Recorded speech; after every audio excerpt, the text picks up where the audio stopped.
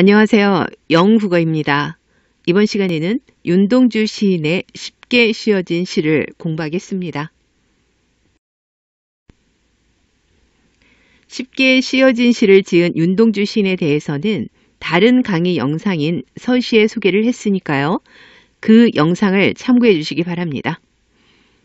이 시는 시인 윤동주가 일본에서 유학생활 중이던 1942년에 쓴 작품으로 최후의 시로 알려져 있습니다.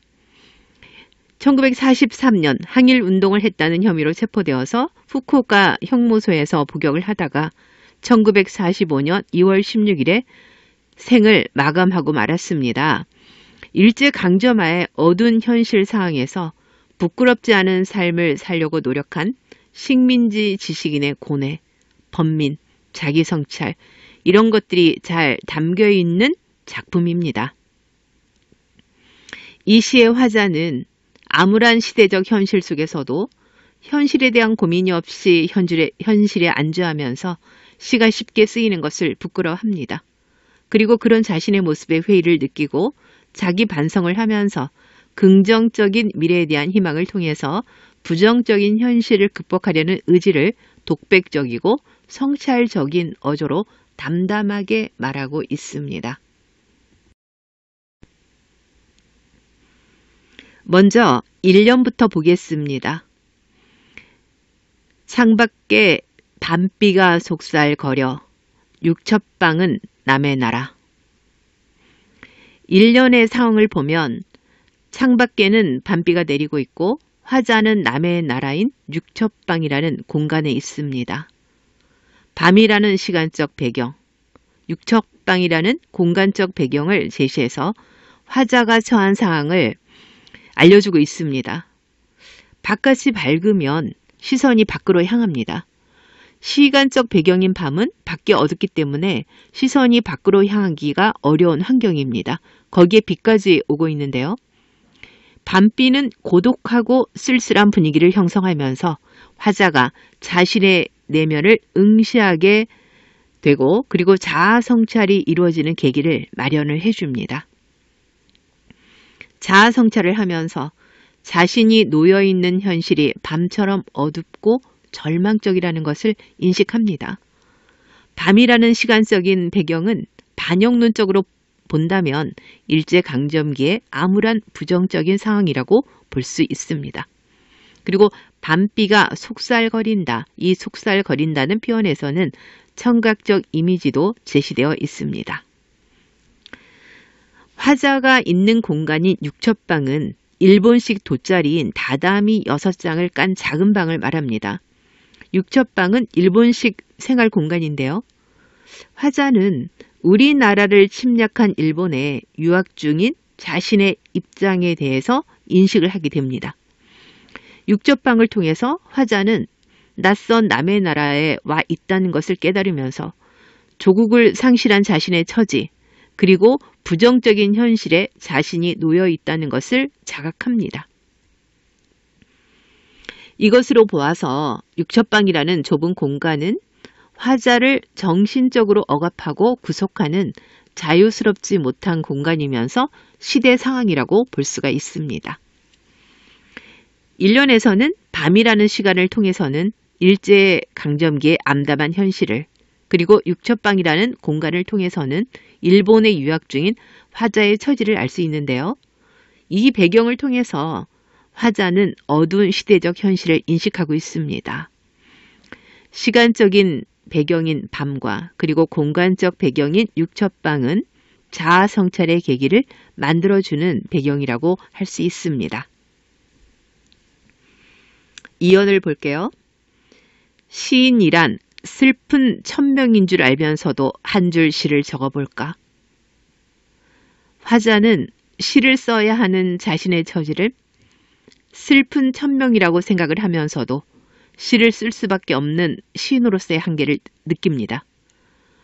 화자는 왜 시인을 슬픈 천명이라고 생각을 했을까요? 시인이란 부정적인 현실에 대항할 실질적인 힘이 없는 존재입니다. 암담한 현실 속에서도 직접 맞서 싸우지 못하고 큰 힘을 발휘하지 못하는 무기력한 존재라는 것을 깨닫습니다. 현재의 조국의 상황은 일제히에서 억압과 구속을 받고 있는데 이런 조국의 현실에 적극적으로 참여해야 할 지식인이지만 그렇지 못한 현실 속에서 시를 쓰고 있는 자신의 처지를 슬픈 천명이라고 느낍니다. 부정적인 조국의 현실 문제, 적극적으로 저항하지 못하고 다만 시를 통해서만 소극적인 대응을 하는 자신의 처지에 괴로움을 느껴서 슬픈 천명이라고 표현한 것 같습니다. 시인이란 슬픈 천명. 이 표현은 시인은 실천적인 행동을 통해서 적극적으로 현실을 변화시키는 사람이 아니라 시를 통해서만 소극적으로 현실에 참여할 수밖에 없는 힘없는 화자 자신의 모습에 대한 무력감을 표현한 것이라고 볼 수 있습니다. 이연에서 화자는 시를 통한 소극적인 현실 대응을 할 수밖에 없는 시인으로서의 슬픈 운명을 자각하고 있습니다.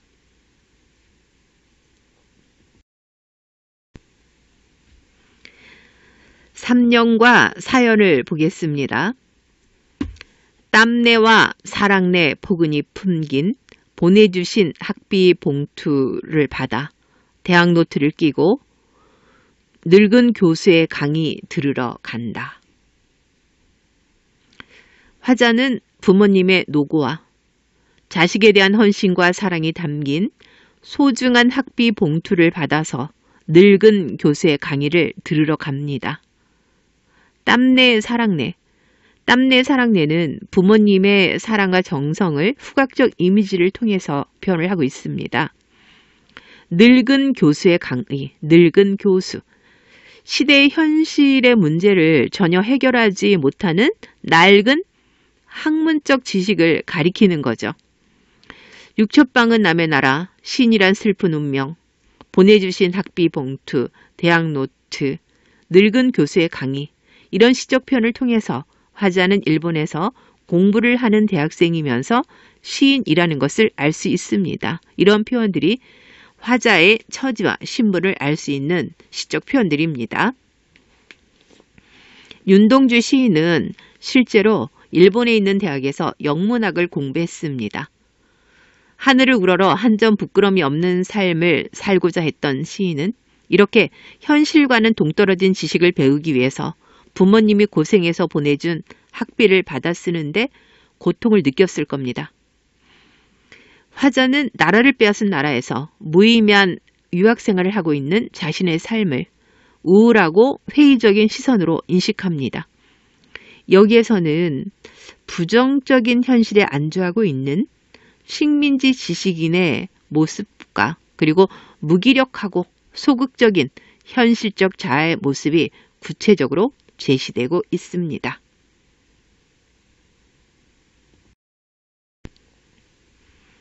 오연과 육연을 보겠습니다. 생각해보면 어린 때 동무들 하나둘 죄다 잃어버리고 나는 무얼 바라 나는 다만 홀로 침전하는 것일까. 화자는 어린 시절의 동무들을 남김없이 모조리 잃어버립니다. 어린 시절의 동무들은 화자에게 아름답고 순수한 추억이고 소중한 가치인데 그것을 전부 상실합니다. 그런데다가 화자는 부모님이 피땀 어린 학비를 지원받아서 현실을 개선할 힘이 없는 학문을 식민지 지배국인 일본에서 공부를 하고 있었으니 이런 상황에서 이렇게 사는 것이 옳은 것인가? 그런 내적 갈등과 그리고 아무런 힘이 없는 자신의 무기력한 삶에 대해서 회의감을 느꼈을 겁니다. 시적 화자인 나는 지금 침전하고 있는 중인데요. 침전은 의식이나 사고, 행동이 내부에 가라앉는다 이런 뜻입니다. 희망도 없는 무의미한 일상적인 삶에 대해서 회의감을 느끼고 그리고 자신을 되돌아보면서 내면적인 세계로 몰입을 하고 있습니다. 그 모습을 하강적 이미지로 표현을 하고 있습니다. 침전하고 있는 나는 부정적인 모습입니다. 힘이 없는 무기력한 현실적인 자아이면서 외면적인 자아입니다. 화자인 나는 시대적 현실의 문제를 적극적으로 해결하려는 노력이 없는 식민지 지식인으로서의 갈등을 느끼고 자아 성찰 과정을 나는 다만 홀로 침전하는 것일까? 라고 표현해서 의문문 형식으로 자아 성찰 과정을 나타내고 있습니다.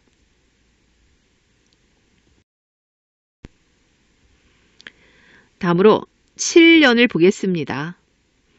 인생은 살기 어렵다는데 시가 이렇게 쉽게 씌어지는 것은 부끄러운 일이다. 인생이 살기 어렵다. 시는 쉽게 씌어진다. 그리고 부끄러움을 느낀다. 살기 어려운 인생과 쉽게 씌어지는 시를 대조하고 있습니다. 어렵다, 쉽다. 여기에서 살기 어려운 인생은 일제강점기에 암담하고 힘든 현실을 가리키는 거겠죠. 이 시기에는 독립을 위해서 많은 사람들이 목숨을 잃었던 살기 어려운 현실이었습니다. 1940년대가 되면서 일제 탄압이 더 심해지고요. 많은 사람들이 무장투쟁으로 저항하는 독립운동이 일어나고 있었습니다. 이런 상황에서 시를 쓰는 일이 의미가 있는지 이런 것들을 고민하면서 역사적인 관점에서 자신을 성찰하고 있는 화자의 심정이 나타납니다. 부정적 현실에 적극적으로 저항하지 못하고 무기력하게 시를 쓰고 있는 자신의 모습이 쉽게 사는 것처럼 생각됐을 것 같습니다. 힘겨운 시대 현실 속에서 아무런 고민 없이 시 창작에만 매달려 있는 것을 부끄럽게 느낍니다.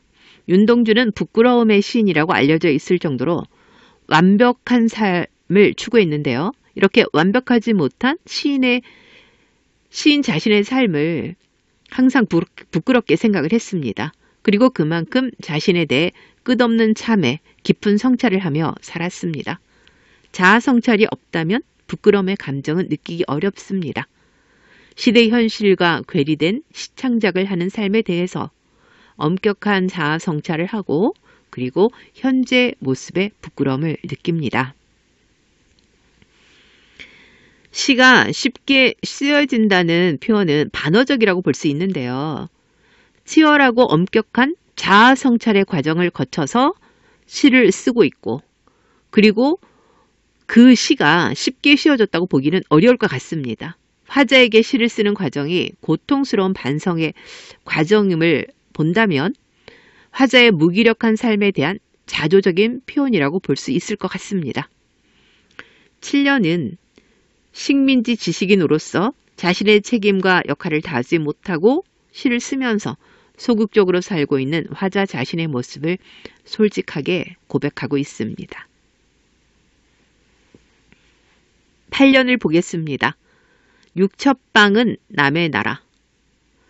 창밖에 밤비가 속살거리는데 8년은 1년을 일행과 이행의 순서를 바꾸어서 변형해서 반복하고 있습니다. 그러면서 어두운 시대적 현실을 다시 한번 인식을 하고 있는 거죠.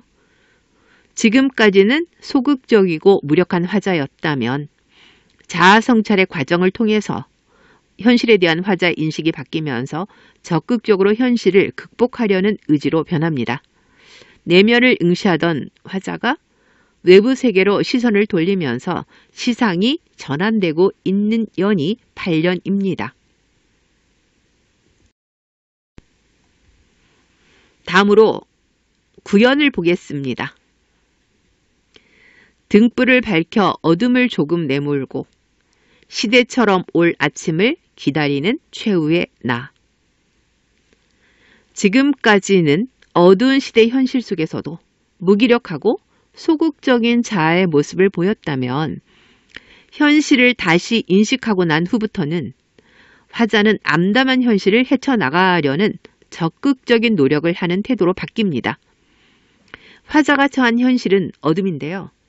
이 밤의 어둠이 사라져야만 아침이 오고 아침은 자연의 섭리에 의해서 반드시 오는 겁니다.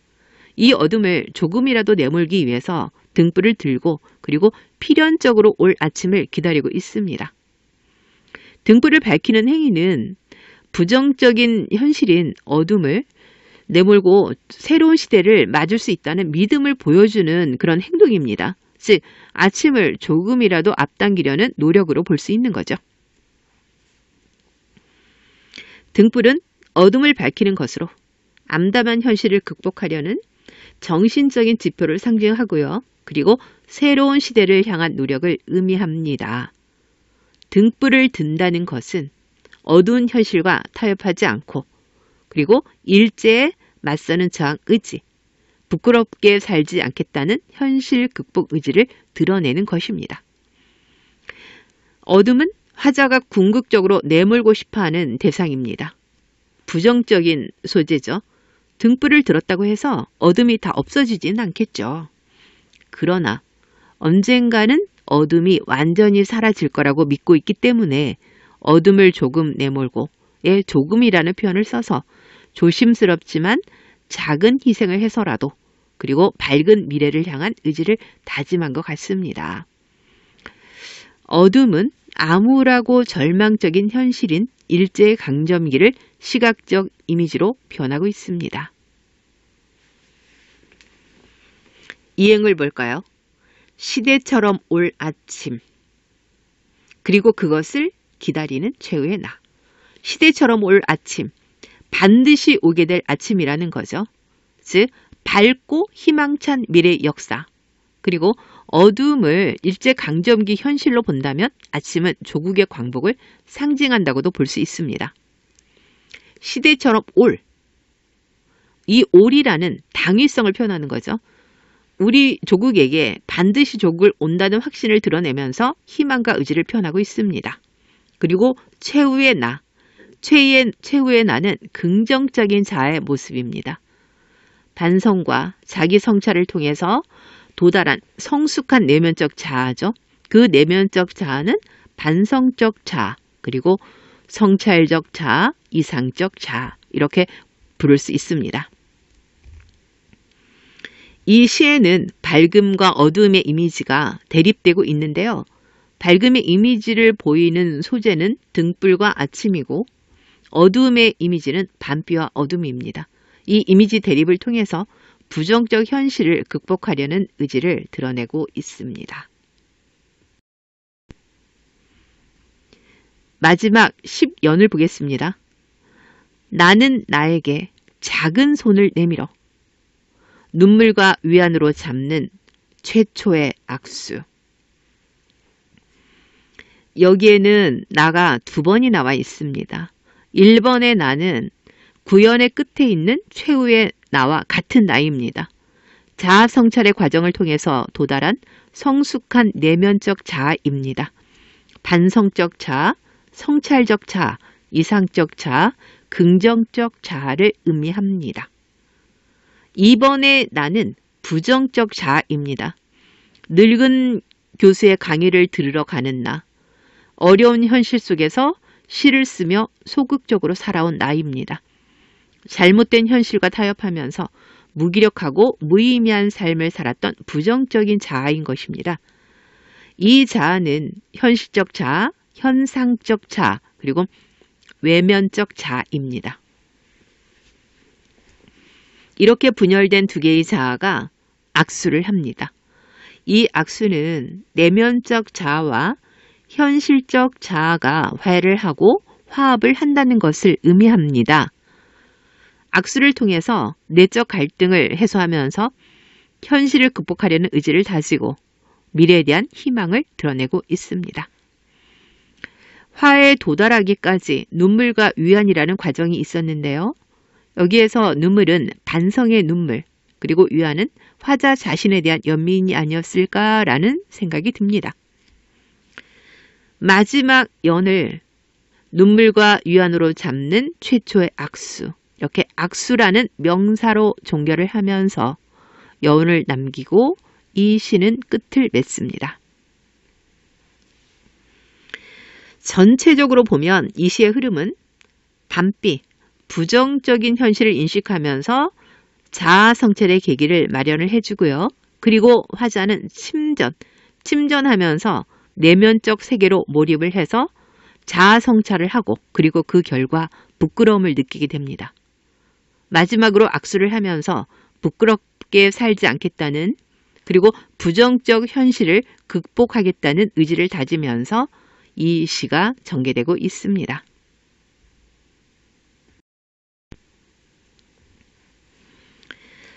쉽게 씌어진 시 내용을 크게 보면 현실적 자아와 내면적 자아가 갈등을 하고 그것을 해소하는 구조로 이루어져 있습니다.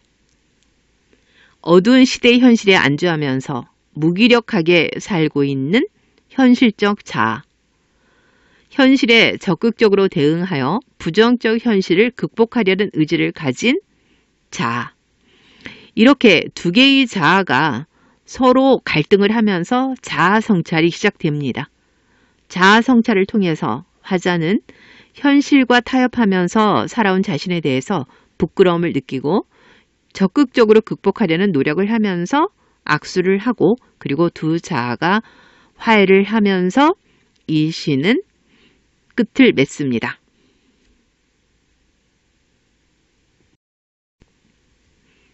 다음으로 시적 화자의 정서 변화를 보겠습니다. 화자는 자신이 처한 부정적 현실과 무기력한 현재 삶에 대해 회의하고 절망합니다. 그런 자신에 대해서 자아 성찰을 하고 식민지 지식인으로 현실에 안주하는 자아의 모습에 부끄러움을 느낍니다. 그리고 8년에서 현실에 대해서 재인식을 하고 난 후에 미래에 대한 희망으로 현실을 극복하려는 의지를 보입니다. 화자의 정서는 회의와 절망에서 부끄러움으로 그리고 현실 극복 의지로 변하고 있습니다.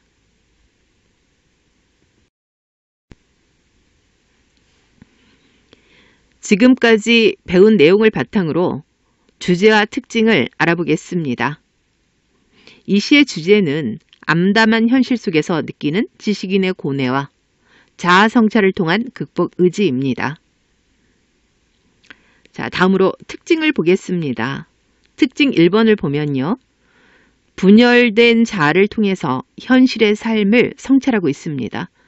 현실적 자아와 내면적 자아의 대립과 갈등 그리고 화해의 과정을 통해서 시상을 전개하고 있습니다. 특징 2번을 보면 밝음과 어둠의 시각적 이미지를 대비시켜서 부정적 현실 극복 의지를 부각하고 있습니다. 세 번째 특징을 보면 1년의 식구를 8년에서 시행을 바꾸어서 반복함으로써 현실 상황에 대한 화자의 인식 변화를 제시하고 있습니다. 특징 네 번째, 고백적 어조와 의문문 형식으로 자기 성찰 과정을 드러내고 있습니다. 이상으로 쉽게 씌어진 시에 대한 설명을 마치겠습니다.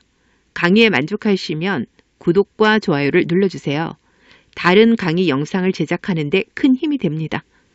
오늘도 공부하느라고 수고 많이 하셨습니다.